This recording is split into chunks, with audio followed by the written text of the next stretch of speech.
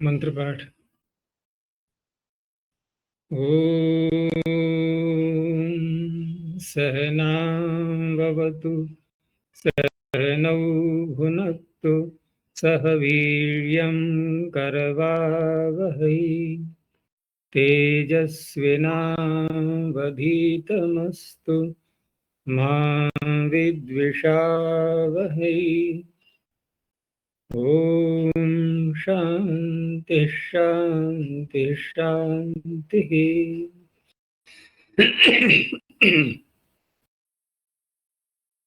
काशिका की 111वीं कक्षा,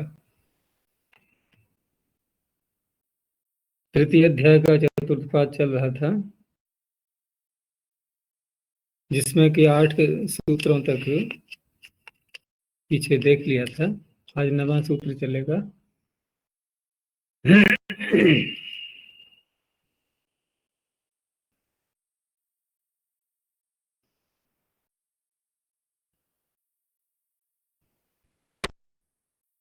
और पीछे से छंद का अधिकार चल रहा है।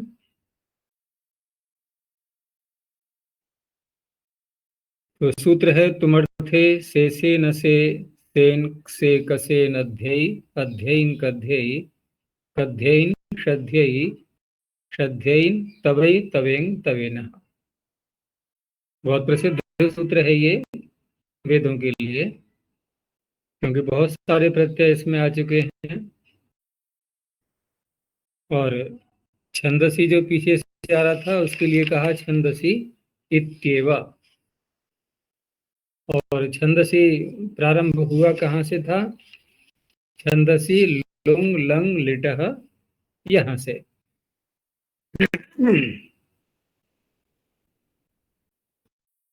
आगे कहा तुमनो अर्थस तुमर्थः। तुमुन का अर्थ ये कहलाएगा तुमर्थ। तो क्या है तुमुन का अर्थ, कोई बताएगा? इन्होंने कहा तुमर्थे, और तुमुन का अर्थ कहीं बताया नहीं। जैसे सूत्र आते हैं ना कुछ, जिनमें लिखा होता है मतुपर्थ,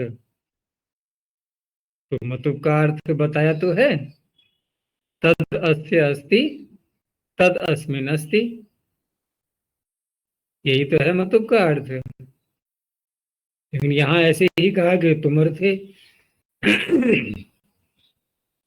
और खोल भी रहे हैं साथ में कि तुमनो अर्थस तुमर्थः, लेकिन तुमुन का अर्थ कहीं बताया ही नहीं है। ठीक है ना? तो समस्या तो आएगी ना अब सामने कि तुमुन का क्या अर्थ है। तो क्या अर्थ लगता है तुमुन का, विचार करके देखो क्या अर्थ प्रतीत होता है।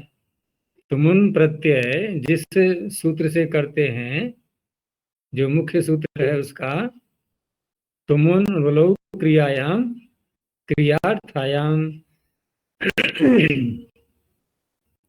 तो क्या अर्थ दिया है यहाँ तुमुन का, कुछ पता लग रहा है?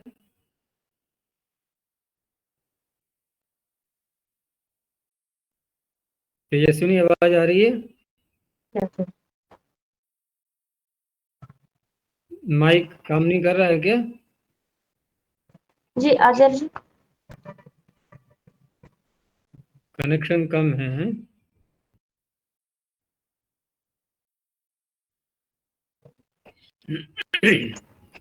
तो देखो, तुमुन का कोई अर्थ नहीं बताया, क्योंकि जिस सूत्र से तुमुन प्रत्यय किया गया था, तुमुन अनुलोम क्रियायाम क्रियार्थायाम, वहां तो इतना मात्र कहा है कि तुमुन प्रत्यय कैसी स्थिति में होता है। क्रियार्थ क्रिया यदि उपपद होती है तो तुमुन प्रत्यय होता है, यही तो कहा है। ये तुमुन का अर्थ नहीं है, ये तो एक उसकी स्थिति बताई जा रही है कि क्रियार्थ क्रिया उपपद होने पर तुमुन प्रत्यय हो जाता है। लेकिन इतने मात्र से तो तुमुन का अर्थ नहीं निकल पाएगा। तो ये स्वयं आगे बताएंगे। अर्थ आगे किया कि तत्र छंदसि विषये धातु हो तयादयः प्रत्यया भवन्ति से प्रत्यय को लेकर के आदि शब्द जोड़ दिया गया कि सयादि प्रत्यय होते हैं, से आदि। अब आगे इन्होंने खोला है कि तुम और तुमर्थो भाव, तुम उनका अर्थ क्या हुआ? भाव। लेकिन ये तो यहां कहा है इन्होंने, व्याख्या में कहा तुमर्थो भाव, सूत्र में तो कहा नहीं गया है। प्रश्न उठेगा कि कैसे आपने कहां से ले लिया ये? नहीं तो कथम ज्ञायते शब्द कैसे कहा जाता है? ये कथम ज्ञायते प्रश्न उठा ही इसीलिए है कि आपने ये तुमर्थो भाव है ये ले कहां से लिया? आपने किसी भी सूत्र के द्वारा भाव में तुमुन का विधान तो किया नहीं। जैसे घय प्रत्यय करते हैं तो घय कहा तो है भावे, हम कह सकते हैं कि घय प्रत्यय भाव अर्थ में होता है, लेकिन तुमुन प्रत्यय का विधान करते समय तो आपने भावे कहा नहीं था। तो ये कहां से ले लिया आपने तुमर्थो भाव कथम ज्ञायते? अब उत्तर जो यहाँ पर है, वैसे एक बार चर्चा आ चुकी थी इस विषय में पहले किसी सूत्र के प्रकरण में, तो कहा कि वचन सामर्थ्य। अब यहाँ वचन सामर्थ्य, ये वचन कौन सा है? वचन किस वचन को कहा जा रहा है? तुम शब्द को, या अर्थ शब्द को, या तुमर्थ शब्द को? वचन सामर्थ्य कौन सी मानी जाएगी? ठीक है ना, वचन सामर्थ्य हम किसको कहेंगे? क्योंकि सूत्र में है तुमर्थे। तो यहां तात्पर्य है कि पूरा ही शब्द, क्योंकि यदि हम अर्थ शब्द को हटा भी दें तो क्या तात्पर्य निकलेगा? केवल तुम कहने से तो बात बनेगी नहीं कि तुम मुनि, सप्तमी लाएंगे फिर उसमें, तो तुम मुनि कह करके कहना क्या चाहेंगे फिर? तो पूरा ही शब्द ये तुम अर्थ, यही वचन है। ये वचन यहाँ निरर्थक हो रहा है। क्यों निरर्थक हो रहा है? अब विचार करो कि यहाँ यदि तुमनी भी इतना भी कह दें तो हम इस रूप में ले तो सकते हैं कि तुमुन जिस अर्थ में कहा गया है उस अर्थ में ये सारे प्रत्यय होते हैं। अब तुमुन कहा गया है तुमुन लोग सूत्र से, और वहां यदि अर्थ हम ये देखें कि जिन प्रत्ययों का अर्थ नहीं कहा जाता तो कर्तरीकृत से वो कर्ता में हो जाते हैं। ध्यान से समझना इस विषय के लिए कि कर्तरीकृत से वो कर्ता में हो जाते हैं। तो तुमुन प्रत्यय तुमुन लोग सूत्र से किया हुआ ये कर्ता में होने लगेगा। अच्छा, कर्ता में होने लगेगा, और कर्ता अर्थ को कहने के लिए, कर्ता अर्थ को कहने के लिए यदि आप तुमर्थ शब्द यहाँ पढ़ रहे हैं तो उसकी तो आवश्यकता ही नहीं। आप सीधे कहिए कि छंद में धातु से सेन आदि प्रत्यय होते हैं। तो से सेन प्रत्यय ये कहाँ जाएंगे? अब किस अर्थ को लेंगे? तो कर्तरीकृत से कर्ता में ही तो होने हैं ये। कहने का तात्पर्य यदि पाणिनि को कर्ता अर्थ ही इष्ट होता तो तुमर्थ से कहने की आवश्यकता थी? यदि कर्ता अर्थ ही इष्ट होता तो तुमर्थे कहने की आवश्यकता ही नहीं थी, क्योंकि वो तो स्वतः ही प्राप्त हो जाएंगे कर्तरीकृत से, और फिर भी तुमर्थ कहा गया है। तो ये जो तुमर्थ शब्द है ये यहाँ के लिए नहीं कह रहा है कि तुम उनका क्या अर्थ है, यहाँ के लिए नहीं बता रहा है। ये उसी सूत्र की ओर बता रहा है कि उस सूत्र में तुमन उल्लोक सूत्र में जो तुमन प्रत्यय कहा गया है ये किस अर्थ में होता है, वो अर्थ यहाँ से निकल रहा है, क्योंकि वहां तो स्पष्ट ही नहीं है कि तुमन किस अर्थ में होता है। वहां तो मात्र इतना कहा कि क्रियार्थ क्रिया उपद होने पर तुमन प्रत्यय होता है। ये सूत्र बता रहा है कि वहां तुमन का क्या अर्थ है। पता कैसे लगा कि यहाँ तुमर्थ ग्रहण व्यर्थ हो रहा है ये, तो तुमर्थ ग्रहण व्यर्थ होकर के वहां के तुमन प्रत्यय के अर्थ को प्रकट कर रहा है। अब वो कैसे प्रकट होता है ये विचार करना है। अब तो यहां कह दिया तुमर्थ, तो ये तो स्पष्ट हो गया कि पाणिनि को ये से असेन से सेन प्रत्यय आदि ये कर्ता में इष्ट नहीं है। कर्ता में इष्ट होंगे तो फिर ये तुमर्थ कहने की आवश्यकता नहीं है। तो तुमर्थ कहते ही कर्ता तो हट गया। अब देखो अगला शब्द क्या है कि वचन सामर्थ्यात के आगे जो है ना, ये विराम हटा देना। जो पुस्तक तो खैर, हाँ, पुस्तक में जिस चीज के पास भी है, तो वचन सामर्थ्यात के आगे ये जो विराम लगा हुआ है ना, इसको हटा देना। पीडीएफ फाइल में ठीक लिखा हुआ है। तो वचन सामर्थ्यात तावदयम कर्तुः अपकृष्यति। वचन सामर्थ्य से कर्ता से तो ये अपकृष्ट हो जाता है, खिंच जाता है, यानी कर्ता अर्थ में तो होगा नहीं अब।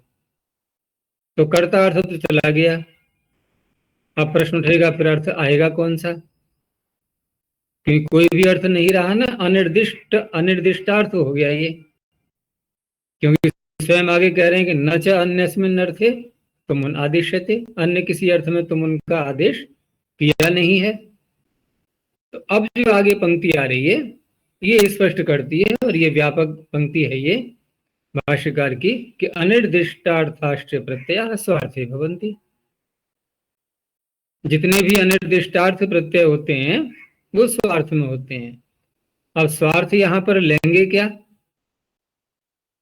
प्रत्यय किससे कर रहे हैं, धातु से। तो धातु का जो अर्थ है, ठीक है ना, उसी अर्थ को प्रत्यय कहेगा, आप इसे कहते हैं स्वार्थ। जैसे के प्रकरण में भी ये बात आती है कहीं कहीं पर, कि वहां भी कुछ प्रत्यय ऐसे कहे गए हैं जिनका अर्थ निर्देश नहीं किया गया है, तो वहां भी वह प्रत्यय स्वार्थ में होते हैं। तो वहां स्वार्थ में क्या होते हैं कि जो प्रातिपदिक का अर्थ है, क्योंकि वहां प्रातिपदिक से प्रत्यय किए गए हैं, तो जो प्रातिपदिक का अर्थ है वही प्रत्यय का अर्थ बन जाता है। होता है नहीं स्वार्थ में प्रत्यय।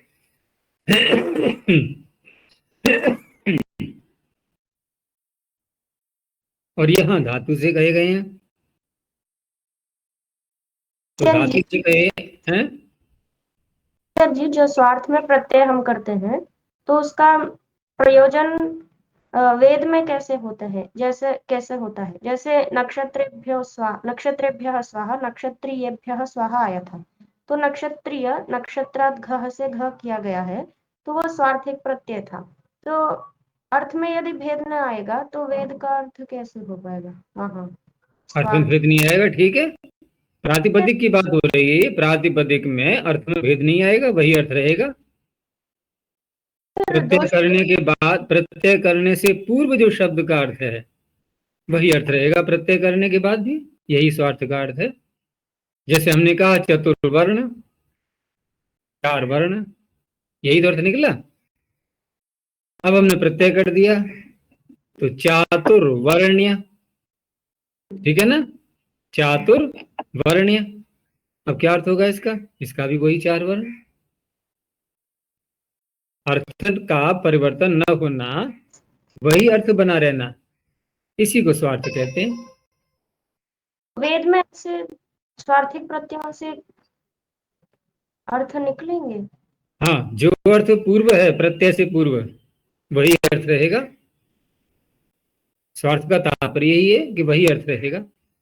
प्रत्यय ने अर्थ में परिवर्तन नहीं किया। प्रत्यय ने अर्थ में कोई भी परिवर्तन नहीं किया, यही स्वार्थ है।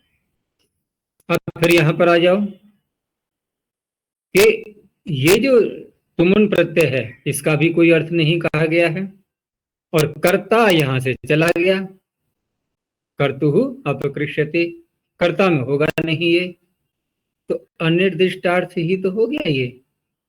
अब अनिर्दिष्टार्थ होने से यहां स्वार्थ क्या बनेगा कि जिस प्रकृति से आप प्रत्यय कर रहे हो उसी प्रकृति के अर्थ को कहना, कोई नया अर्थ नहीं बोलना, उसे कहते हैं स्वार्थ।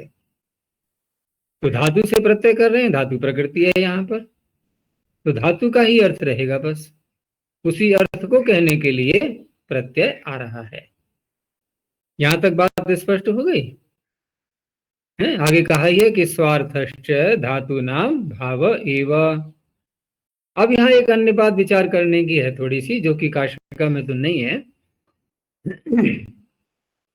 हम जैसे भाव भाव भाव शब्द का बहुत प्रयोग करते हैं, और प्रसिद्ध प्रत्यय जो घय है भाव में होता है, उसको भी देखा है हमने पीछे। तो भाव में प्रत्यय लाकर के जो शब्द बनते हैं, चाहे वो घय प्रत्यय लाएं या ल्युट प्रत्यय लाएं, जैसे पाक शब्द ले लिया या पचन शब्द ले लिया, ये भाव कैसा है? ये भाव ऐसा है कि ये आगे चल करके ऐसा होना है, क्रिया होनी है, या कि हो चुकी है? क्या लगता है, पाक किसे कहेंगे? क्या पचन क्रिया जो आगे होनी है उसको पाक कहा जाएगा, या जो पचन क्रिया हो चुकी है, पक करके वस्तु सिद्ध हो चुकी है, वहां पर हम पाक का प्रयोग करते हैं? पाक शब्द का प्रयोग कहाँ दिखाई देता है? ऐसे ही पचन शब्द को ले लो, तो यहां पर भी जो है ना, एक निर्णय किया गया है, वैयाकरणों ने, विद्वानों ने, विचारकों ने मिलकर के निर्णय किया कि भाव भी दो प्रकार का होता है। एक ऐसा भाव है जिसे कहा जाता है साध्यमान, अर्थात अभी हुआ नहीं है, आगे होगा। एक ऐसा भाव होता है जिसे कहा जाता है सिद्ध, जो हो चुका है। जैसे तुमुन लो सूत्र के तुमुन को ले लो, कि पठितुम गच्छति, एक शब्द लिया हमने पठितुम, और भाव में किया हमने प्रत्यय। अर्थ क्या हुआ? पढ़ने के लिए जाता है। क्या पठन क्रिया हो चुकी है? अभी नहीं हुई ना, पठन क्रिया तो अभी हुई नहीं है। थोड़ा कनेक्शन को अच्छा करना तेजस्विनी, क्योंकि रुक रुक के जो है ना ये वीडियो आ रहा है, तो देख लेना और सुधार करके, सिग्नल अच्छे आए वहां पर बैठना। तो पठितुम गच्छति जब कहा गया कि पढ़ने के लिए जाता है, तो पता तो लग ही रहा है ना मैं, कि पठन क्रिया अभी नहीं हुई है, आगे चल करके होनी है, अभी नहीं हुई है। और अब यहाँ पाक शब्द का प्रयोग करके देखो कि पाकः वर्तते, पाक विद्यमान है। क्या है ये? पचन क्रिया तो हो गई है ना, पचन क्रिया हो गई है, आगे होनी है, उसके लिए पाक शब्द नहीं कहा जा रहा है। और आगे यदि होनी भी है कि क्या करने जा रहे हो, कि पाक करने जा रहे हैं, तो वहां भी जो पाक शब्द बोला गया वो बौद्धिक रूप में पचन क्रिया वहां हो चुकी है, बुद्धि में स्थित है वो पाक हमारे, वहां भी वही तात्पर्य निकलेगा। तो इस तरह से दो बातें सामने आई, कि एक होता है साध्यमान रूप भाव, और दूसरा होता है सिद्धता रूप भाव। तो घय है, ल्युट है, या अन्य भी कोई प्रत्यय ऐसे जो भाव में आते हैं, जिस प्रत्यय को करने के बाद जो अर्थ निकलता है वो होता है सिद्धता रूप भाव। इसमें पद्मंजरी में जो है ना, ये इसके लिए संकेत में ये दो पंक्तियां जो मिलती है ना, कि स्वार्थश्च धातु नाम भाव इति साध्यमान रूप स एव ही धातुवाच्यो भाव। वही वास्तव में देखा जाए तो धातु के द्वारा कहा जाने वाला भाव है। और घयादि वाच्यस्तु भावो धात्वर्थ व्यतिरिक्त सिद्धता रूप। घयादि प्रत्यय करके जो शब्द बनते हैं जिसको भाव कह रहे हैं हम, वो धात्वर्थ से व्यतिरिक्त है, और उसे कहा जाएगा सिद्धता रूप भाव। अब जैसे इन्होंने साध्यमान रूप भाव को कहा कि स एव ही धातुवाच्य भाव, जोर दे करके कह रहे हैं कि वही वास्तव में देखें तो धातु के द्वारा कहा जाने वाला भाव है। ऐसा क्यों? अब इसको उदाहरण में घटा करके देखो कि देवदत्तः पठति तो पठति जो शब्द बोला गया, यहाँ क्या पठन क्रिया हो गई है? नहीं, पढ़ रहा है, हो रही है क्रिया, अर्थात साध्यमान रूप है, सिद्धता रूप नहीं है। वहां पर क्रिया की वर्तमान कालता नहीं कही जाएगी। ऐसा ही पठितुम गच्छति में भी है। तो पठितुम शब्द से जो भाव निकल रहा है वो तिङन्त पठति से मिल रहा है कि नहीं मिल रहा है? लेकिन पाठ शब्द या पठन शब्द ये पठति से मेल नहीं खा रहे हैं। कहा तो वहां भी भाव जाता है, लेकिन वह भाव कैसा है? सिद्धता रूप भाव। ये दोनों में अंतर है। ये बात और स्पष्ट होगी आगे चल करके। तो अभी हमने दो प्रकार के भाव देखे, एक साध्यमान रूप और एक सिद्धता रूप। तो तुमन में कौन सा घटेगा? साध्यमान रूप। अब वही अर्थ यहां आएगा इन प्रत्ययों का। तो अब ये स्पष्ट हुआ कि तुमर्थे जो शब्द कहा गया है सूत्र में, तो तुमन का क्या अर्थ माना जाएगा? हमें अन्यत्र कहीं नहीं खोजना है। इसी सूत्र के वचन सामर्थ्य से ये पता लगा हमें कि तुम उनका अर्थ होता है भाव। और कौन सा भाव? साध्यमान रूप भाव। अब देखो, तुमन ललौ सूत्र आ चुका है कि आएगा? चुका है, हम्म? चुका है, क्या आ चुका है। आ चुका है?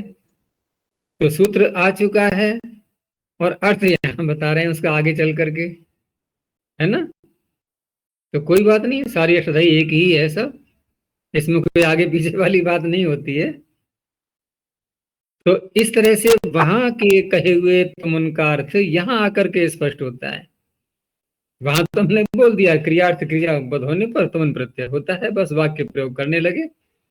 न कोई शंका है, न कोई संदेह नहीं, कुछ नहीं है बस। क्योंकि अधिक गहराई से विचार ही नहीं किया कि अर्थ निकला कहां से ये। तो यहां से अर्थ निकलता है ये। तो अब इन प्रत्ययों का भी अर्थ वैसे ही करेंगे हम, के लिए करके। जैसे वक्षेर आया तो बोलने के लिए, बस धातु से किया ना, तो बोलने के लिए। अर्थात जो वक्तों का अर्थ है वही वक्षे का अर्थ है। ऐसे ही अन्य धातुओं में घटेगा। अब उदाहरण देख लो सारे। तो से प्रत्यय में वक्षे राय,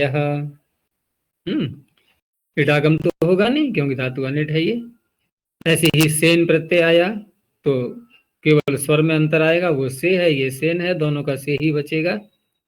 तो तावा मेषे रथानाम, इन धातु से। ऐसे ही असे असेन, यहां भी स्वर का अंतर है। तो जीव धातु से जीवसे कृत्वे दक्षाय जीवसे, अर्थात जीवितुम। स्वरे विशेष, इन दोनों प्रत्ययों के लिए कह दिया कि स्वर में भेद है, बस प्रत्यय के स्वरूप में भेद नहीं है। इसलिए उदाहरण एक एक दिखा दिया। आगे एक और आया से सेन पीछे भी आया था, अब इसको कित कर दिया गया है। तो प्रेषे भगाया, ठीक है ना, प्रपूर्वक इन धातु से। और कसेन, इसका बचेगा असे, जैसे पीछे आया था असे असेन, उसी का कित ये है। यानी कि से और सेन का कित हो गया से, असे असेन का कित हो गया कसेन। और इसमें नकार भी लगा दिया, स्वर में भी अंतर आएगा। तो श्री धातु से श्रीयसे, इयंग हो गया, गुण तो होगा नहीं। आगे अध्ययी अध्ययन, केवल नकार का अंतर है, इसलिए उदाहरण एक ही बना कि कामम उपाचरध्ययी। तो चर धातु से उपाचरध्ययी, स्वरे विशेष। आगे कध्ययी, उसी का कित हो गया। एक शैली चल रही ना, पहले बिना कित के देते हैं फिर कित के, वैसा ही प्रत्यय, इसका भी अध्ययी बचेगा। तो इंद्राग्नि आहु अध्ययी, हु धातु से उबंग आदेश। फिर स्वर में नकार लगा करके, जैसे पीछे कसेन आया था, तो यहाँ कध्ययीन, उसका हो गया श्री अध्ययी, या इयंग आदेश हो गया। आगे फिर श्रद्धेय और श्रद्धेयीन, इन दोनों का भी केवल स्वर का अंतर है। और शित होने से पाकु पिबादेश भी हो जाएगा। तो वायवे पिबध्ययी, अर्थात पातुम, अर्थ वही रहेगा सर्वत्र। और मद धातु से णिस प्रत्यय करके मादयध्यै, राधसः सह मादयध्यै। तवई प्रत्यय का दे दिया है सोमम इंद्राय पातवई, पा धातु से। और तवेंग, तो तवेंग में ngकार लगाया है, गुण होगा नहीं, तो दशमे मासी स्तुतवे, सु धातु से। और तवे यहाँ स्वर का अंतर आ जाएगा, तो स्वर देवेशु गंतवे कर्तवे हर्तवे, सभी धातु अनिट हैं, इडागम होगा नहीं। हो गया स्पष्ट। तो बहुत प्रसिद्ध सूत्र है ये, और ये प्रत्यय बहुत प्रयोग में आते हैं वेद में। आगे अब इसमें कुछ भिन्न प्रत्यय दिखा दिए। देखो प्रकरण वही चल रहा है सारा, तुमर्थ का ही ये प्रकरण चल रहा है, और ये तुमर्थ प्रकरण जाएगा आगे। अभी 7 सूत्र और हैं आगे इसी प्रकरण के, कुल मिलाकर के ये 8 सूत्रों तक ये तुमर्थ चलता है। 7 हैं 8 हैं आगे, और हाँ 8 और हैं, यानी कि 9 सूत्र हैं ये।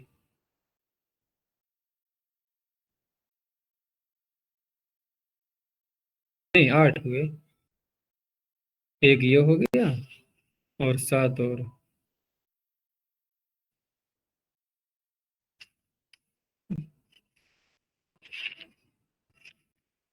7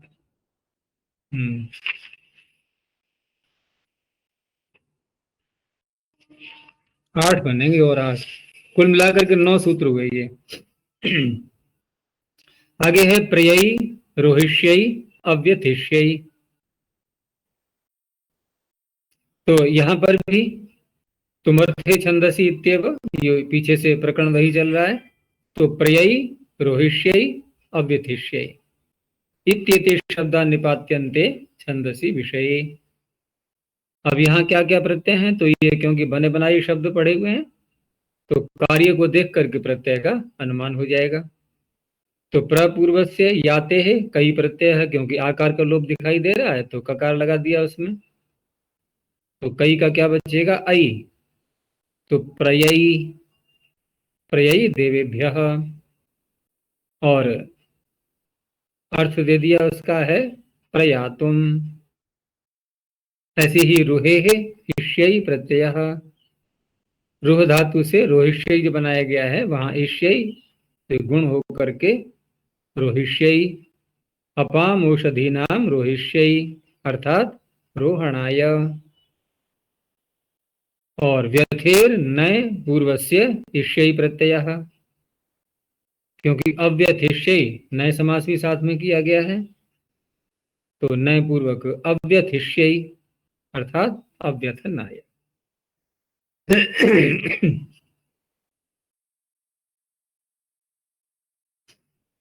आगे है दृशे विख्ये च, ये भी दोनों निपातन है।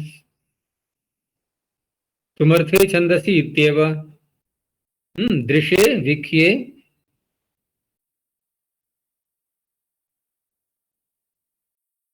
इसमें एक चीज और भी थी पीछे तुमर्थे सूत्र में।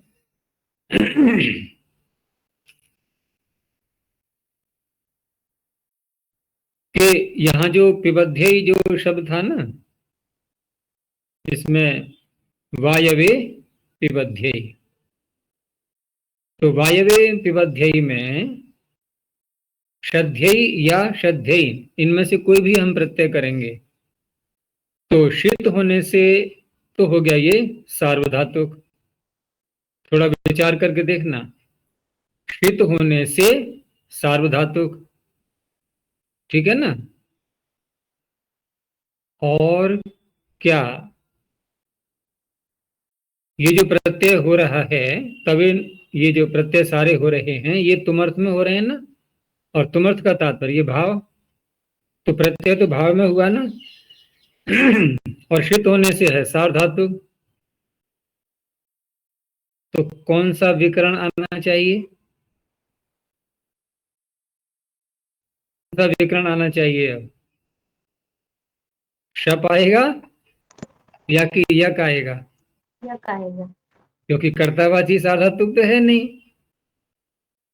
ये तो भाव में हो रहा है ना, तो भाव में हो रहा है तो शब्द तो आ नहीं पाएगा, फिर यक आएगा। लेकिन उदाहरण क्या दे रहे हैं ये? पिबध्यई। तो इसमें एक वार्तिक है कि यको बहुलम छंदसी, यको बहुलम छंदसी, वेद में बहुल करके ये जो शब्द प्रत्यय आता है ना, इसका लुक हो जाता है। नहीं नहीं, वो शब्द नहीं, यक, यक जो प्रत्यय आएगा इसका, क्योंकि यक तो प्राप्त हो ही रहा है, तो यक का वेद में बहुल करके लुक हो जाता है। अब यक का लुक हो गया तो प्रत्यय कैसा है? आगे षित तो है ही ना, प्रत्यय तो आगे षित दिखाई दे ही रहा है। और पिबादेश करने में कोई बाधा नहीं है, क्योंकि पिबादेश के लिए सार्व धातु की ही चाहिए, कर्ता में हो ऐसा नहीं है। वहां केवल अनुवृत्ति किसकी आ रही है? शिवु क्लमु चमाम शिति, केवल षित की अनुवृत्ति आ रही है। और षित की अनुवृत्ति आने से वहां पर पाग्रह स्थापना से पिबादेश कर लेंगे। तो इस तरह से इसका ध्यान रखना है। यहां पर यक आएगा सार्वधातु के यक से, क्योंकि भाव में होने के कारण से, और उस यक का लुक हो जाएगा यको बहुलम छंदसी। ऐसे ही मादयद्धि में भी ये समस्या आएगी, क्योंकि णिजंत मादी धातु से भी जब ये श्रद्धेय या श्रद्धेय प्रत्यय करेंगे तो वहां पर भी तो वही बात है, वहां भी यक आएगा। तो वहां जो यक आएगा वहां पर यक के प्रसंग में, वहां पर व्यत्यय बोलम लगा करके हम यक के प्रसंग में शब का विधान करेंगे, नहीं तो मादेयद्धि नहीं बन पाएगा। और शब करेंगे फिर गुण होकर के अयादेश हो जाएगा। ये दो उदाहरणों में यहाँ पर विशेषता है। तो अभी हम कहाँ थे? दृश्य विख्ये च तुमर्थे छंदसी इत्येव दृश्य विख्ये इत्येतौ छंदसी विषय निपात्यते। तो दृश्य में क्योंकि गुण नहीं दिखाई दे रहा है तो के प्रत्यय हो गया, दृश्य के प्रत्यय। दृश्य विश्वाय सूर्यम, कौन से मंत्र में आता है ये? बहुत प्रसिद्ध है ना ये।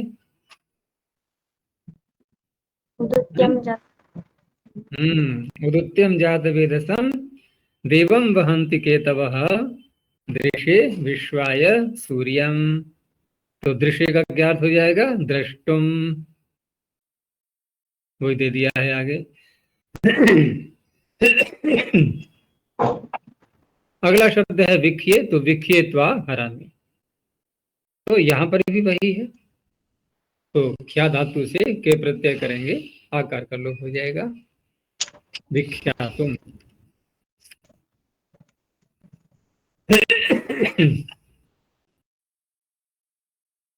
आगे शकीर्ण मूल कमलो, ये निपातन नहीं है, ये फिर दो प्रत्यय और आगे अतिरिक्त। छंदसी इत्येव शक्नोतौ धातौ उपपदे छंदसी विषये तुमर्थे णमुल कमुल इत्येतौ प्रत्ययौ भवतः। अब ये किसी भी धातु से ये प्रत्यय किए जाएंगे, लेकिन समीप में कहीं भी शक धातु भी आनी चाहिए, तब ये प्रत्यय होंगे णमुल या कमुल, दोनों का बचेगा अम। तो णकारो विध्यर्थः, ककारो गुण वृद्धि प्रतिषेधार्थः, लकारः स्वरार्थः, तीन अनुबंध हैं इसमें, यानी णमुल में दो और कमुल में दो।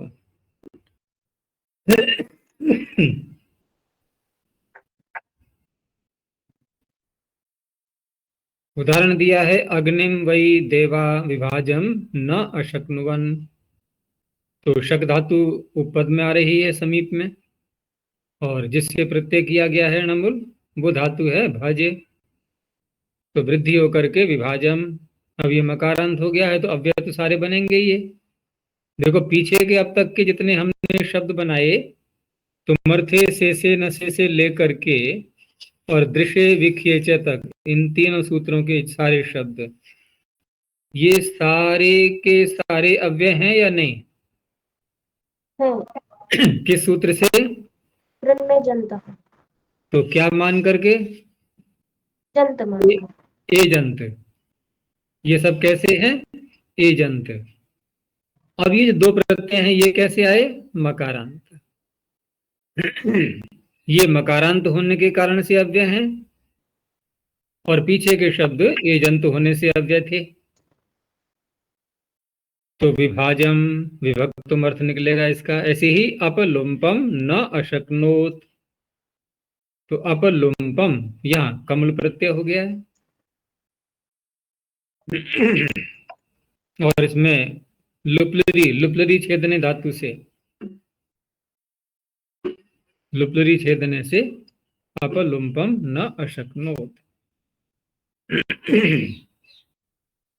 आगे और जोड़े प्रत्यय, ईश्वरे तो सुन कसुनो।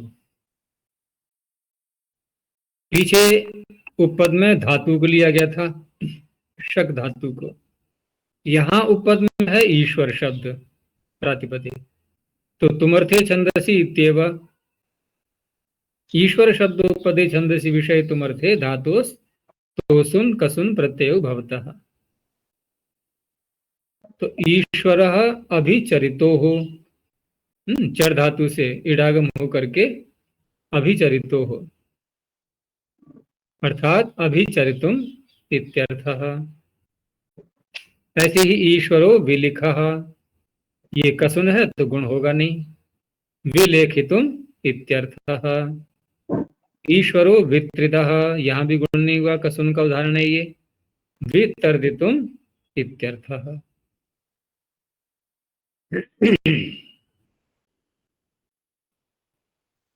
आगे कृत्यार्थे तवई केन केन्य त्वनः।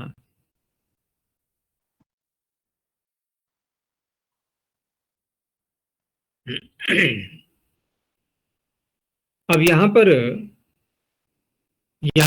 पहले अभी बात चल रही थी तुमर्थ की, और तुमर्थ का अर्थ क्या निकला था? भाव। अब कह रहे हैं कृत्यार्थ।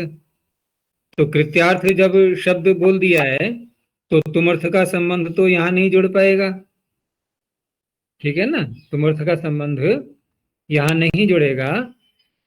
तो अब प्रश्न ये उठता है कि तुमुन प्रत्यय तो भाव में कह ही दिया था ना, तुमर्थ भाव निकला था। और कृत्य प्रत्ययों को भी देखते हैं हम तो तयोरेव कृत्यक्त खलर्थः, उसमें भी भाव शब्द आ रहा है नहीं, एक और बढ़ गया है उसमें कर्म।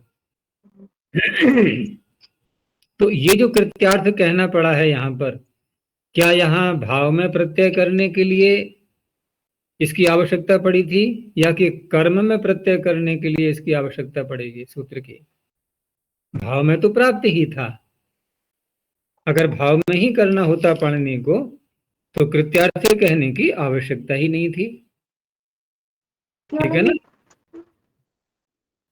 भाव में तो कर ही सकते थे ना, लेकिन कर्म में तो नहीं कर सकते थे। एक तो ये बात हो गई। अर्थे से भाव में कर सकते थे ऐसा? हैं? तुम अर्थे कहने से भाव में कर सकते थे ऐसा? हाँ, तुमर्थ की अनुवृत्ति आ रही है ना पीछे से। लेकिन उसमें तो वो साध्यमान वो भाव आया था ना। तो क्या हो गया? तो क्या हो गया? क्या समस्या आ गई? तो यहाँ वह हाँ, अर्थ नहीं, यहाँ क्या है वो छोड़ो अभी, उसको नहीं लेना है। हमें हमें देखना है कि ये जो कृत्य प्रत्यय होते हैं तयोर्व कृत्यत खलर्था सूत्र से भाव कर्म में होते हैं, तो भाव में तो हो ही रहे हैं ना।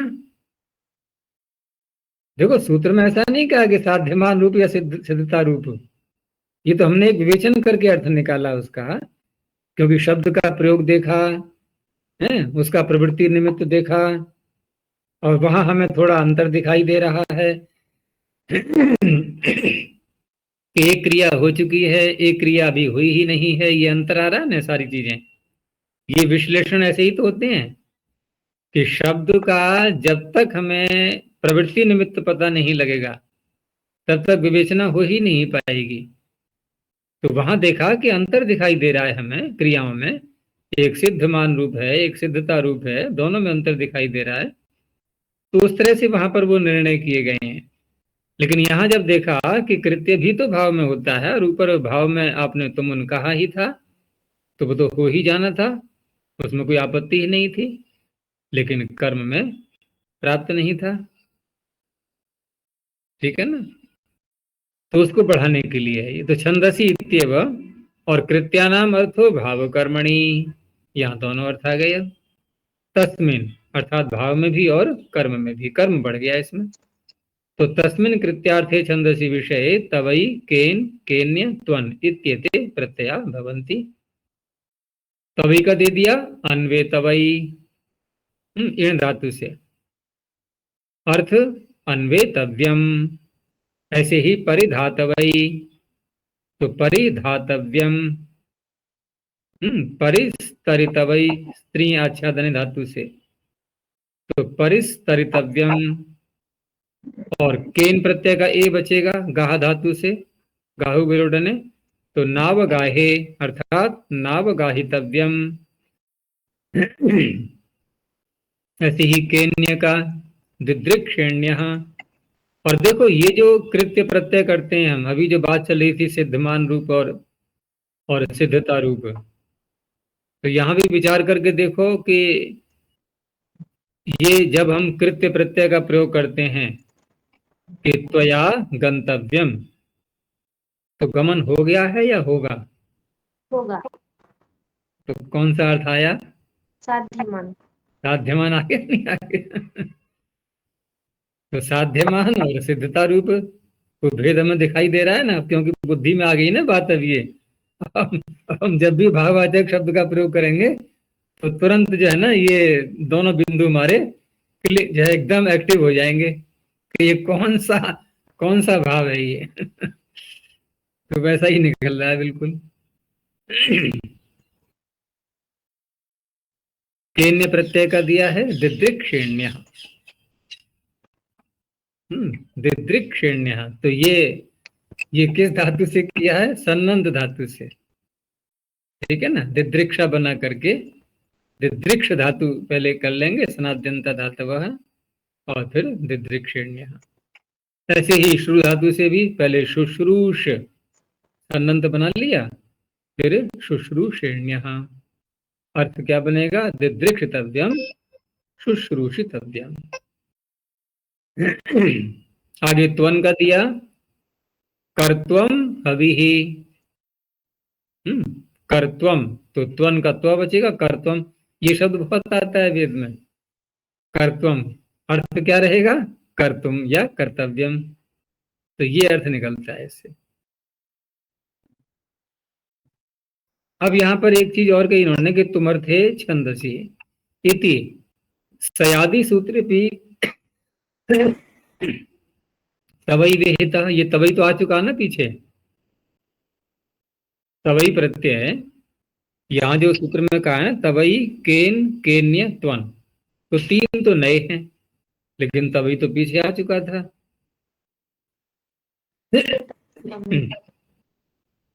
तो सयादि सूत्र भी तवई विहिता, और यहाँ फिर कहा जा रहा है, तो इसका तात्पर्य क्या होगा कि तस्य तुमर्थाद अन्यत्र कारके विधिर द्रष्टव्य। अन्य कारकों में भी, अन्य कारकों में भी इसका विधान मिलता है। क्योंकि यदि भाव मात्र में ही करेंगे, भाव मात्र में ही यदि करेंगे, तब तो कोई बात ही नहीं रही, वो तो पिछले सूत्र से कह ही दिया है। तो अन्यत्र कारक कौन सा है? यहाँ कर्म की बात आ रही थी, क्योंकि कृत्य प्रत्यय भाव और कर्म दोनों में होते हैं, तो कर्म को करने के लिए, भाव में करने के लिए नहीं। और केन केन्यत्वन, ये दोनों बातों के लिए हैं, भाव में भी और कर्म में भी।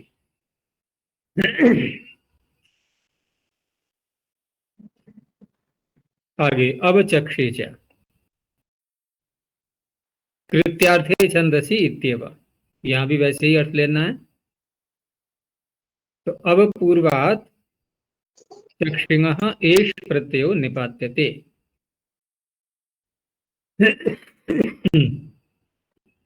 तो एष प्रत्यय यहां पर किया गया और एष में शकार लगा दिया गया। तो शकार लगाने का प्रयोजन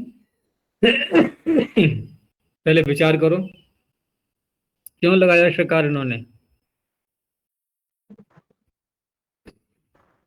शकार लगाने से क्या कैसा बनेगा प्रत्यय? सार्वधातु। और शकार न लगाएं तो रहेगा अर्धातु। और आर्धत्व होगा तो फिर क्या आदेश नहीं होने लगेगा, चक्षुंगा ख्याएं, उसको रोकने के लिए है ये। तो इस तरह से नाव चक्षे, चक्ष का चक्ष ही रहा, और नाव ख्यातव्यम इत्यर्थ, ये अर्थ हो जाएगा इसका।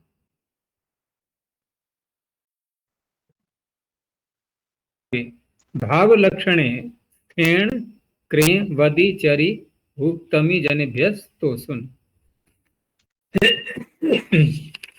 अब जो पीछे से कृत्यार्थे चल रहा था, कृत्यार्थे तभी केन केन से उसको हटा दिया गया है, केवल तुम अर्थ की अनुवृत्ति ही आ रही है, यानी कि अब केवल भाव में होगा, कर्म में नहीं होगा। तो कृत्यार्थ है निवृत्तम तुम अर्थ है वर्तते, और प्रकृत्यर्थ विशेषणम भाव लक्षण ग्रहणम। यहाँ जो भाव लक्षण शब्द है इसका क्या तात्पर्य होगा? तो लक्षण किसे कहते हैं कि लक्ष्यते ये न था लक्षणम, जिससे कुछ लक्षित किया जाए वो लक्षण हो गया, और भावस्य लक्षणम भाव लक्षणम, अर्थात क्रिया के लक्षण में ये धातुएं रहनी चाहिए। कौन सी? जिन धातुओं से तोषण प्रत्यय का विधान किया जा रहा है, ठीक है ना, ये धातुएं जब इनका प्रयोग करेंगे वाक्य के अंदर, तो ये क्रिया के किसी लक्षण में अन्य किसी क्रिया को लक्षित करने में संकेत दे रही हो, तब इन धातुओं से तुम अर्थ में तोषण प्रत्यय होगा, तो वाक्य में स्पष्टता आएगी। तो प्रकृत्यर्थ विशेषणम भाव लक्षण ग्रहणम, अर्थात प्रकृति का जो इन धातुओं का स्थि स्था इन आदि का जो अर्थ है उसका विशेषण है ये भाव शब्द, यहाँ पर भाव लक्षण। भावो लक्ष्यते येन तस्मिन् अर्थे वर्तमानेभ्यः स्थादिभ्यो धातुभ्यः छन्दसि विषये तुमर्थे तोषण प्रत्ययो भवति। जैसे उदाहरण दिया कि आ संस्थातु वेद्याम शेरते, अब यह आ संस्थातो, तो संस्थातो हो, देखो सम पूर्वक स्था धातु है, यहाँ पर स्था धातु से तोषण प्रत्यय किया गया और सम साथ में लगा हुआ है। और आ जो कह रहा है, ये कह रहा है एक तक अर्थ में जैसे आता है ना आ, तो और स्था का अर्थ क्या होगा? यहाँ पर स्था का अर्थ वैसे क्या होता है? गति निवृत्ति, और गति निवृत्ति भी कैसी होनी चाहिए? अच्छी प्रकार से, सम लगा दिया गया, तो सीधा सा अर्थ निकला समाप्ति, ठीक है ना। कोई भी कार्य किया, वेदी में सब लोग बैठे चारों ओर, और जो क्रिया की जा रही है याग के रूप में, उसकी समाप्ति तक ये आ से अर्थ निकला, अर्थात यज्ञ की समाप्ति पर्यंत वेदी के चारों ओर, वेदी में लोग बैठते हैं। वेदी में का अंदर, वेदी के अंदर नहीं, वेदी के समीप में, जैसे गंगायाम घोषा, तो वेदी के समीप में लोग बैठते हैं। तो यहाँ पर समाप्ति पर्यंत से बैठना, समाप्ति पर्यंत से बैठना जो क्रिया है वो लक्षित हो रही है, समझ में आ गया? देखो संस्था का अर्थ निकला समाप्ति, और ये क्रिया समपूर्वक स्था धातु ये किसकी ओर संकेत कर रही है? बैठने की ओर, क्योंकि आ संस्थातु का अर्थ हो गया समाप्ति पर्यंत। क्या कर रहे हैं समाप्ति पर्यंत? बैठ रहे हैं।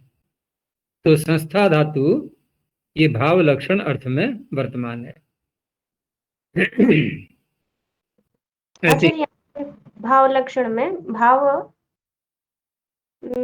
जो ये गिनी हुई है बैठना, वो कह रहे हैं, बैठना, बैठना ये भाव सीदंती, जो सी धातु का अर्थ है ना, वो हो गया भाव यहाँ पर, और वो लक्षित हो रहा है समपूर्वक स्था धातु से, तो तोषण प्रत्यय हो गया।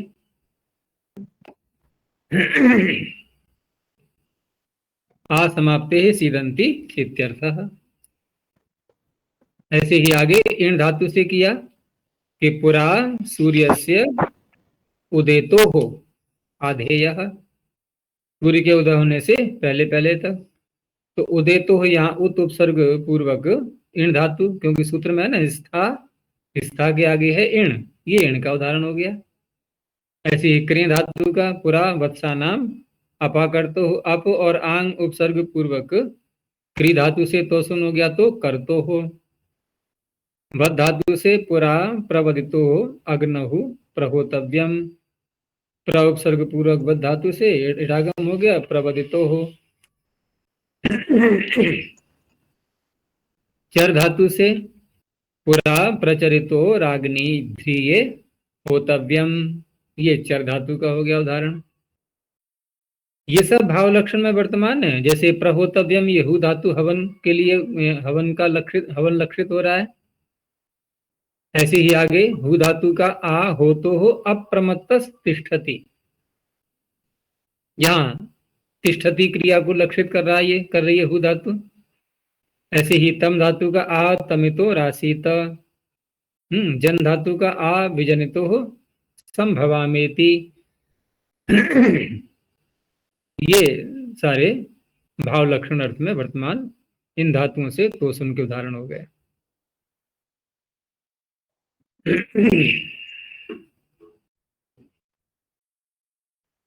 ये अव्यय किससे बनेंगे ये सारे शब्द यहाँ पर?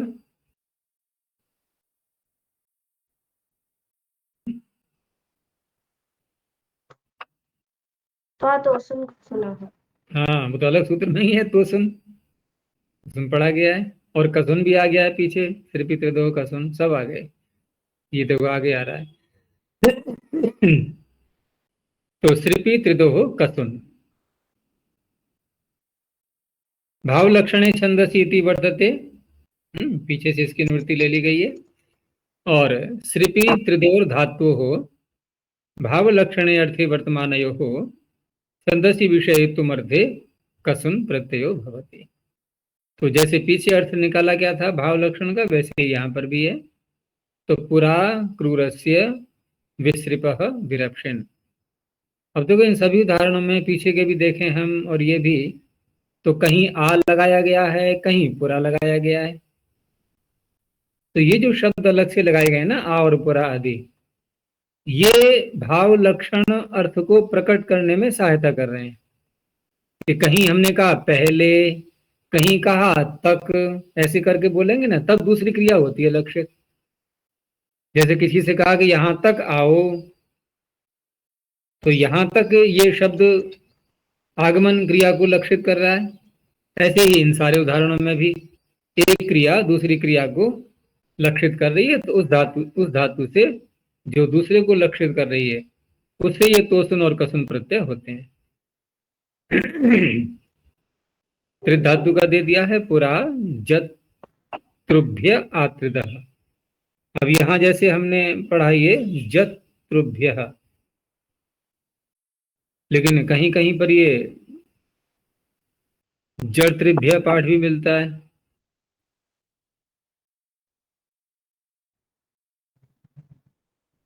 में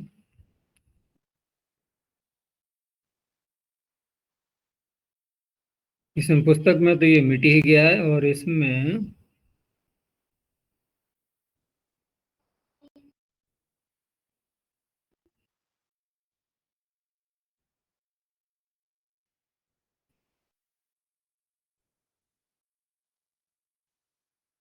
व्याख्या में कहीं है नहीं ये सूत्र, पद्मंजलि में भी नहीं आया है और न्यास में भी नहीं आ पाया।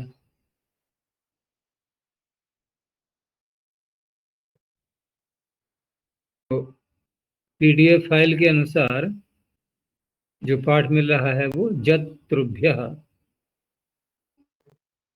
लेकिन धातु दी है सूत्र में त्रिद, तो कुछ तो यहाँ पर अशुद्धि है। ये नहीं, त्रिद का तो आत्रिद हो गया, लेकिन जत्रुभ्य जो शब्द है ये अगर किसी के पास हो तो ये मंत्र में देख लेना, क्योंकि इन्होंने जो संपादन किया है तो मंत्र में देख करके ही दिया होगा। तो जत्रुभ्य शब्द को ही स्पष्ट मान करके चलो, ये शुद्ध है यहाँ पर। और इस पुस्तक में भी इसको, पुस्तक में भी जो त लिखा है ना, जहाँ पर जतभ्य ऐसे करके, वो तो अशुद्ध शब्द गया है, तो वहां पर त्रु कर लेना उसको, जत्रुभ्य आत्रितः।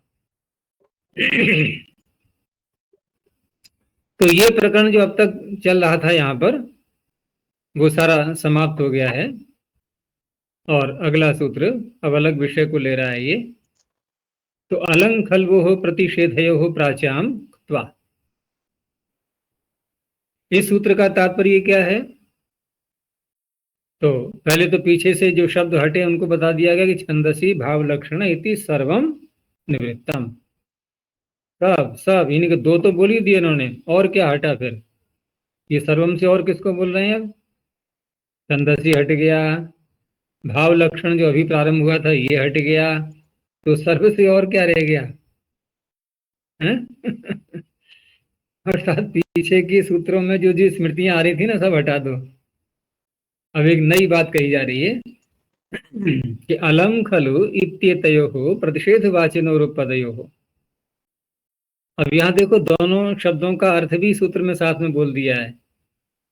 कहीं कहीं क्या कहते हैं पाणिनि के समानार्थक होनी चाहिए, है ना, एक बिंदु पर आकर के एक अर्थ में आकर के दोनों समान बन जाए, एक ही अर्थ को कहने लगे। लेकिन यहाँ ऐसा नहीं कहा, क्योंकि इन शब्दों के बहुत सारे अर्थ होते हैं, इसलिए साथ में कह दिया कि दोनों का अर्थ जब प्रतिषेध हो तब ये सूत्र लगेगा। तो प्रतिषेध वाचन और उपदयो हो धातु उक्त्वा प्रत्यय भवति प्राचम आचार्याणाम मतेन। और ये सूत्र भी बहुत लगता है, क्योंकि हम ऐसे वाक्य बनाते भी हैं अनुवाद आदि में, तो वहां किसी कार्य को निषेध करना होता है जब किसी के लिए, तो उक्त्वा प्रत्यय का प्रयोग करके ये शब्द प्रयोग में आते हैं। जैसे कोई कार्य हो रहा है उसको रोकना है तो अलंकृत्वा। अब अलंकृत्वा का अर्थ ऐसा नहीं है कि बस पर्याप्त करके, ये अर्थ नहीं, क्योंकि प्रतिषेधवाची लेना है, हम निषेध कर रहे हैं। तो निषेध कर रहे हैं, सीधी सी बात है कि मत करो, जैसे लोट लकार बोलते हैं ना आदेश के रूप में, माँ करो। तो अलंकृत्वा का वही तात्पर्य है यहाँ पर कि बिल्कुल मत कर, अब करना ही नहीं है। ऐसे ही खलु कृत्वा, अलम बाले रुदित्वा, कि हे बच्ची, हे बाला मत रो। अब लग रहा है त्वा प्रत्यय कि ये करके ऐसा अर्थ होगा क्या? नहीं, प्रतिषेधवाचक है ये। अलम शब्द प्रतिषेधवाचक है और क्रिया का ही होता है प्रतिषेध, तो रुदन क्रिया का प्रतिषेध हो गया, अलम बाले रुदित्वा। अब अलम खलवो रीति किम, यदि इन शब्दों का प्रयोग नहीं करेंगे तो उक्त्वा प्रत्यय नहीं होगा। जैसे यहाँ माँ शब्द का प्रयोग किया है निषेधार्थक प्रतिषेधवाची, तो माँ कार्षी ही, माँ के योग में लुंग लकार आ गया, अडागम होगा नहीं। लेकिन अर्थ तो वैसा ही है ना, मत करो। जो अर्थ अलंकृत्वा या खलु कृत्वा का है वही अर्थ है माँ कार्षी का। बस केवल त्वा प्रत्यय नहीं हुआ। प्रतिषेधे और किम, अब यहाँ अलंकार हमें तो ये तो और सजावट के अर्थ में आ रहा है ये। अलंकार शब्द बहुत प्रसिद्ध है, तो यहाँ क्री धातु से त्वा प्रत्यय नहीं किया गया। प्राचाम ग्रहणम विकल्पार्थम, अब विकल्प है तो दूसरे पक्ष में और कौन सा प्रत्यय होगा? जैसे यहाँ पर इन्होंने कृत्वा का प्रयोग करके या रुदित्वा का प्रयोग करके क्रिया का निषेध किया, अलम और खलु का प्रयोग करते हुए, और विकल्प भी इस माना गया। तो दूसरे पक्ष में अलम प्रतिषेधवाचक प्रयोग करते हुए रुद्ध धातु से जब उक्त्वा प्रत्यय नहीं करेंगे तो कौन सा प्रत्यय होगा? तो ल्युट प्रत्यय करके उदाहरण दिया इन्होंने, अलम रोदनेना। तो अलम रोदनेना यहां पर भी, यहां कैसे करेंगे फिर? यहां ल्युट प्रत्यय भाव में हो गया, यानी कि जो क्रिया है ना, क्रिया एक भाव ही है और उसका निषेध किया जा रहा है। अर्थ इसका भी वैसा ही होगा कि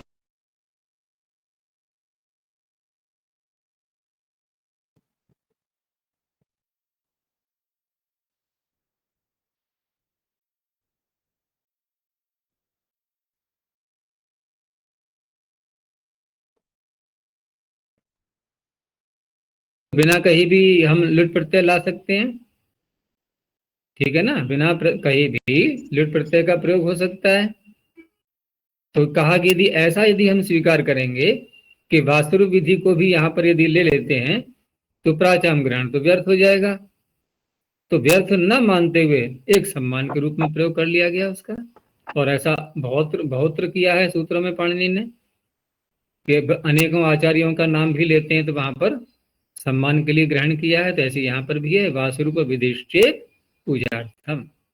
अगर आप वासुरूप विधि से ये लुट प्रत्यय कर सकते हैं तो प्राचाम ग्रहण सम्मान के लिए है।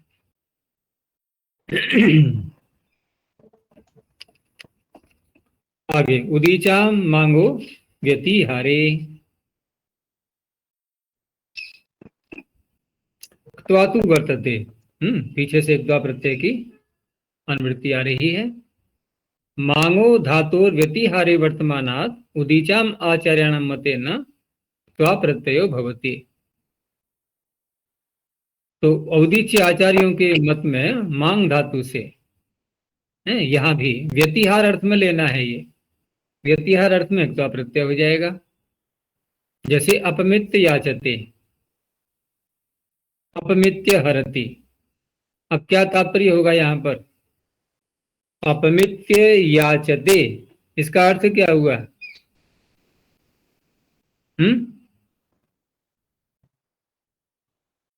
हम उक्ता प्रत्यय करते हैं ना, समान कर्तृकयो पूर्व काले, आगे आ भी रहा है। और वही यदि बुद्धि रहेगी यहां पर भी, और अप के साथ में समास करके त्वा को हमने लेप कर लिया, ऐसा यदि मान लेते हैं तो क्या अर्थ होगा? नाप करके, नाप तोल करके, अर्थात बंटवारा करके अब मांग रहा है। तो बंटवारा किया किसका था? अभी तो मांग करके लाया ही नहीं भिक्षा को।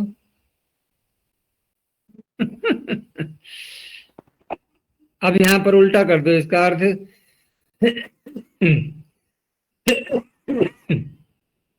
यहां अर्थ घुमा दो कि पहले मांगता है, उसके बाद फिर परस्पर व्यतिहार इनके विनिमय करता है,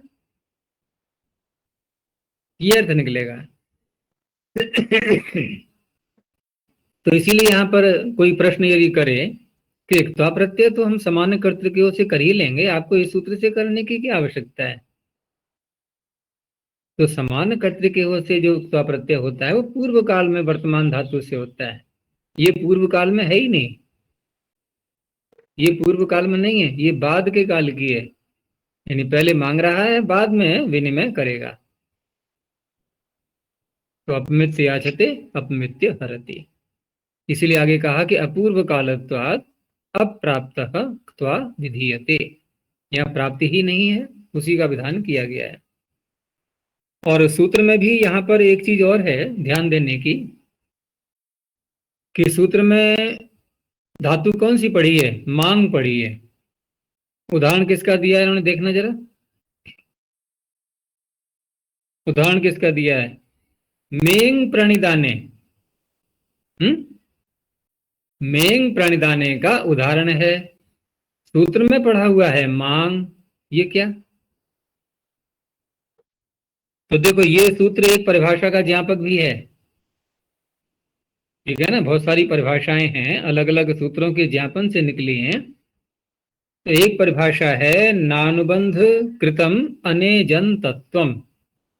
ये परिभाषा इसी सूत्र से निकली है, क्योंकि इन्होंने मेंग धातु को ग्रहण करना था और बिना अनुबंध हटाए धातु एजंत बनेगी नहीं। जब तक अनुबंध लगा हुआ है तब तक तो हलंत है ना, ये एजंत कहाँ है ये? तो बिना अनुबंध हटाए एजंत बनेगी नहीं, बिना एजंत बने आकार नहीं कर सकते आदेश उपदेश स्थिति से। तो ये आकार कैसे कर लिया इन्होंने? तो ये आकार करना, पाणिनि का आकार करके पढ़ना, ये ज्ञापित कर रहा है कि अनुबंध एजन तत्व में रुकावट नहीं डालते। तो न अनुबंध कृतम अनेजन तत्वम, ठीक है ना। अनुबंध से अनेजन तत्व नहीं बनता, अर्थात एजन तत्व बना रहता है। हो गया स्पष्ट? अनुबंध लगा होने पर भी धातु एजंत ही मानी जाएगी, और एजंत मानी जाएगी तो पाणिनि ने एजंत करके इसको एजंत मान करके आकार करके पढ़ दिया, इसलिए मेंग का ग्रहण हुआ है इससे, मांग से। और ये इसीलिए कहा है सारा, ये परिभाषा भी निकालनी थी उनको, क्योंकि इस परिभाषा से फिर अनेकत्र हम समाधान कर पाएंगे। और ऐसा होता भी है कि अनुबंध बिना हटाए और उसको एजंत मान करके आकार का ग्रहण किया जाता है।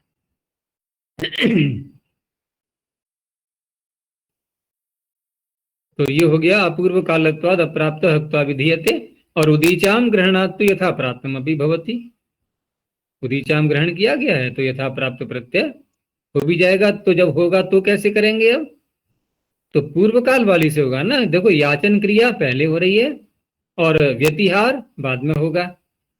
तो याचन क्रिया पहले हो रही है तो याच धातु से त्वा प्रत्यय होगा, याचित्वा, और उधर मेंग धातु से फिर अपमयते, वो तिङंत के रूप में आ गया।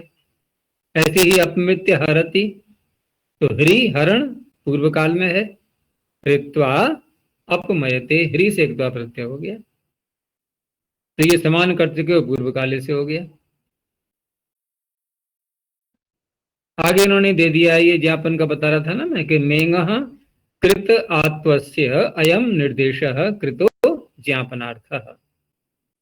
तो ऐसे सूत्रों पर एक विशेष चिन्ह लगा लिया करो या अलग से उनको नोट कर लिया करो, जिन सूत्रों में किसी शब्द के ज्ञापन से कोई परिभाषा निकल रही हो, तो इसे बहुत सहायता मिलेगी परिभाषाओं का अर्थ करने में। तो नानुबंध कृतम अनिजतंतुम इति, ये इस ज्ञापन के लिए है, ये मेंग शब्द का ग्रहण, यहाँ पर मांग शब्द का ग्रहण। अब उसका लाभ दिखा रहे हैं अन्यत्र। कहाँ लाभ हुआ कि सूत्र कहा गया दाधा घ्वदाप, तो निषेध किसका किया इन्होंने, अदाप का। अब अदाप का निषेध किया है तो दैप का तो निषेध हो नहीं पाएगा। दैप का निषेध कब संभव है, जबकि हम पकार लगे लगे, दैप में पकार लगे लगे और एजंत मान करके आकार कर लेंगे तो दैप का दाप बन जाएगा, तो अदाप कहने से दैप का भी निषेध हो गया, ठीक है ना। तो अदाप कहने से किन किन धातुओं का निषेध होता है, दादा घुदाप सूत्र में अदाप कह करके कौन सी धातुओं को रोका जाता है भू संज्ञा के लिए, लवने शोधने। हाँ, दो हो गई ना। तो दाप लवने में तो कोई आपत्ति नहीं थी, वहां तो आकार पहले से है और यहां भी आकार है अदाप में, लेकिन दैप का ग्रहण नहीं हो पाता। दैप का ग्रहण तभी हो पाएगा जबकि हम अनुबंध को एजन तत्व में रुकावट करने वाला न माने। तो वही परिभाषा बताती है कि नानुबंध कृतम अनिजन तत्वम, तो दोनों का निषेध हो जाता है।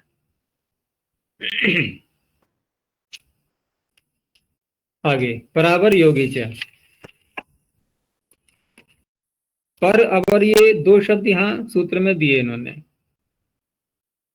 लेकिन इनका अर्थ हम घुमा करके भी करते हैं कि पर का अवर के साथ या अवर का पर के साथ। तो परावराभ्याम योग परावर योग है, परेण पूर्वस्य योगे गम्य माने, अवरेण च परस्य धातु तो अप्रत्यय भवति। पहले पर का दिया, परेण तावत कि अप्राप्य नदीम पर्वतः हितः। अब यहाँ अप्राप्य, यहाँ पर त्वा प्रत्यय हो गया, त्वा को लेप हो गया, तो अप्राप्य नदीम पर्वतः हितः का अर्थ क्या होगा कि परभाग में जो नदी स्थित है, परभाग में जहां से व्यक्ति बोल रहा है उस स्थान को बिंदु मानते हुए कि परभाग में जो नदी स्थित है उससे पूर्व पर्वत स्थित है, ठीक है ना, वक्ता की दृष्टि से कहा जाएगा, उससे पूर्व पर्वत स्थित है। तो यहां क्या हुआ, यहां कैसा योग बताया जा रहा है कि अप्राप्य नदीम, नदी को प्राप्त न करके, ठीक है ना, नदी आगे है या जहां वक्ता खड़ा है वक्ता के पास में पहले नदी आएगी जब वो चलेगा, या पर्वत आएगा, क्या आएगा पहले, जब वक्ता आगे को बढ़ेगा एक दिशा की ओर, और दोनों एक दिशा की ओर ही हैं, नदी भी है और पर्वत भी है, तो पहले क्या आएगा? हम्म। पर्वत। है? पर्वत। पर्वत आएगा पहले। ठीक है ना, अप्राप्य नदी पर्वत है सीधा। ऐसे ही पर नदी योगे, हाँ, तो यहाँ इसी का अर्थ खोल रहे हैं, पर नदी योगे न पर्वतो विशिष्यते।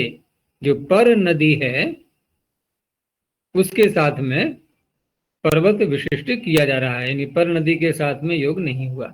ऐसी अवर योगे में। अब यहाँ पर अतिक्रम्य तो पर्वतम नदी स्थिता। अब यहाँ क्या तात्पर्य हुआ कि पर्वत के पश्चात, यानी कि पर भाग में, देखो नदी अभी पहले भी ऐसी थी, अब भी ऐसी ही है, लेकिन कहने का ढंग अलग अलग हो गया कि अतिक्रम्य तो पर्वतम नदी स्थिता, अर्थात नदी, नदी पर्वत के पश्चात है, पर भाग में स्थित है। अर्थ वही निकलेगा कि पर्वत का अतिक्रमण करके नदी स्थित है, अर्थात पर्वत पहले है, नदी बाद में है। तो अवर पर्वत योगे न नदी विशिष्यते। अब जो अवर पर्वत है उसके संबंध से नदी को कहा जा रहा है, और पहले पर भाग में जो नदी थी उसके संबंध से पर्वत को कहा जा रहा था। बस ये दोनों में अंतर है।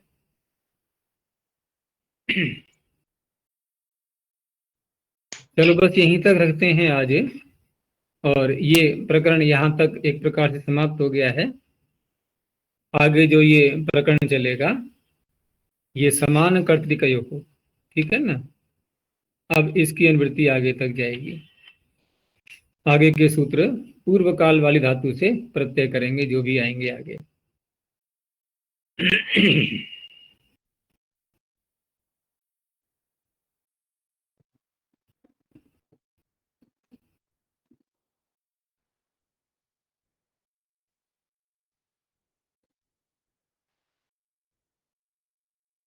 प्रणव ध्वनि।